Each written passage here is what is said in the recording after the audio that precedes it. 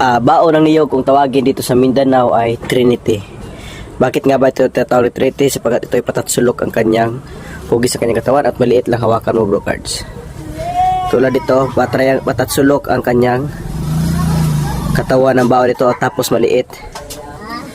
Kung kadalasang mga Trinity, ganito talaga ang itsura niya. Ngunit ang ating ipapakita ngayon ay talagang kakaiba. Yan po. Kaiba po ang itsura ng Trinity nito sapagkat isa lamang ang kanyang butas. Oh. Yan po. Napaka-rare na uri ng Trinity. Parang sisibulan na meron ito. Ito yung kadalasan na Trinity. Yan po.